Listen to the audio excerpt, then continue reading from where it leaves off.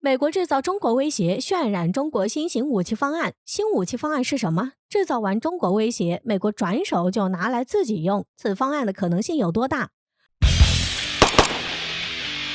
俄乌冲突目前已经趋于缓和，我们再将目光重新放到中美的博弈当中。最近，美国海军好像又有了新的动静，并且还拿中国当借口，这是怎么一回事呢？美国防务新闻近日发表了一篇文章，文章内容显示，美国海军计划批量建造装备具有垂直发射系统的大型无人作战舰艇。这个无人作战舰艇的概念就非常有意思。其实早在二战时期，无人作战舰艇的概念就已经出现了，但那时候还只是被作为一次性的指导武器使用。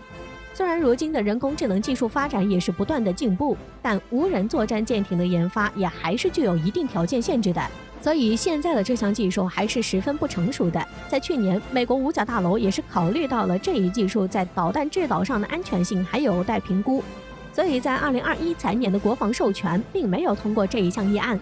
值得一提的是，这次美国所谓的无人作战舰艇，其实更像是用运输船等军用舰艇安装导弹系统，或者是在集装箱货船上安装制导系统。集装箱制导系统，这听起来是不是有些耳熟？没错，这就是美国前2年制造中国威胁时渲染的所谓中国海军将巡航导弹以集装箱的伪装形式装在商业货船上，来达到隐蔽袭击的效果，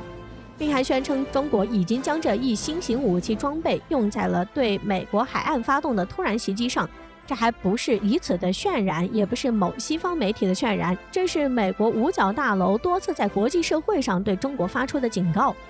而现如今，这项被美国不断警告渲染的武器装备，美国又宣称自己要投入研发并列装，这一波操作，美国直接打脸自己了。不仅如此，美国为这次的打脸行为找了一个天衣无缝的借口。